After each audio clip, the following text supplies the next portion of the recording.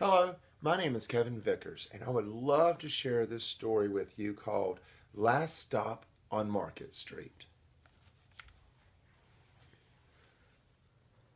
CJ pushed through the church doors and skipped down the steps. Outside air smelled like freedom, but it also smelled like rain, which freckled CJ's shirt and dripped down his nose.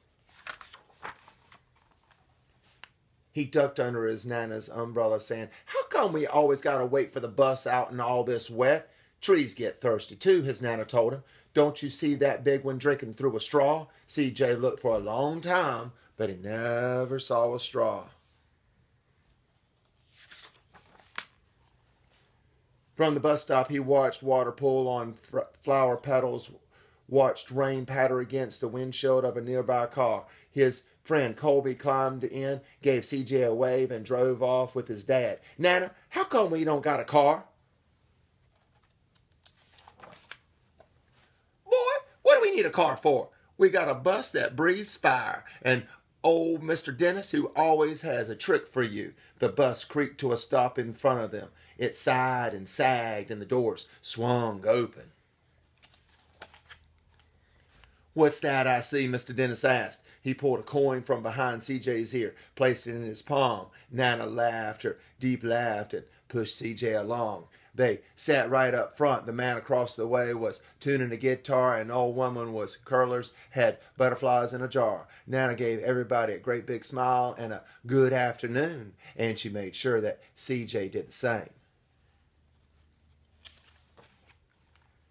The bus lurched forward and stopped, lurched forward and stopped. Nana hummed as she knit. "How come we always got to go here after church?" CJ said. "Miguel and Colby never have to go nowhere." "I feel sorry for those boys," she told him. "They'll never get a chance to meet Bobo or the Sunglass Man. And I hear that Trixie's got herself a brand new hat." CJ stared out the window, feeling sorry for himself. He watched cars zip by on either side, watched a group of boys hop curbs on bikes. A man climbed aboard with a spotted dog. CJ gave up his seat. "How come that man can't see?" "Boy, what do you know about seeing?" Nana told him. "Some people watch the world with their ears." "That's a fact. Their noses too," the man said, sniffing at the air. "That's a mighty fine perfume you're wearing today, ma'am." Nana squeezed the man's hand and laughed her deep laugh. Two older boys got on next. CJ watched as they moved on by and stood on the back. "Sure wish I had one of those," he said. Nana set down her knitting. "What for? You got the real live thing sitting across from you. Why don't you go ask the man if he'll play us a song?" CJ didn't have to. The guitar player was already plucking strings and beginning to sing. "To feel the magic of music," the blind man whispered. "I like to close my eyes." Nana closed hers too. So did CJ and the spotted dog. And in the darkness, the rhythm lifted CJ out of the bus, out of the busy city. He saw sunset colors swirling over crashing waves, saw a family of hawks slicing through the sky, saw the old woman's butterflies dancing free in the light of the moon. CJ's chest grew full, and he was lost in the sound, and the sound gave him the feeling of magic. The song ended and CJ opened his eyes. Everyone on the bus clapped, even the boys in the back. Nana glanced at the coin in CJ's palm. CJ dropped it in the man's hat. "Last stop on Market Street," Mr. Dennis called.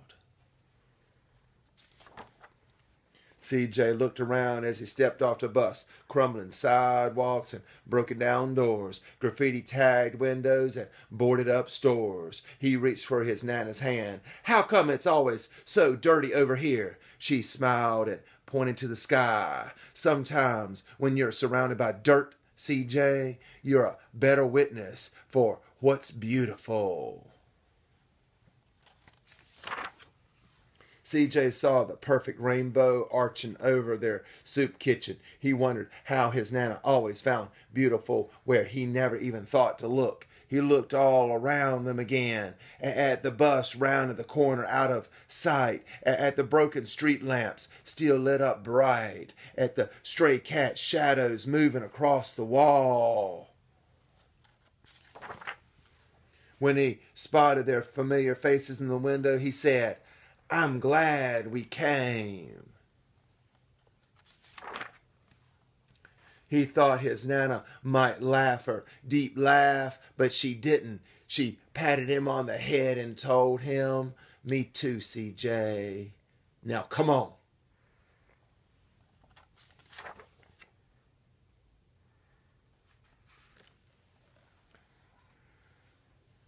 Last stop on Market Street. I hope you enjoyed this story as much as I did sharing it with you. Bye.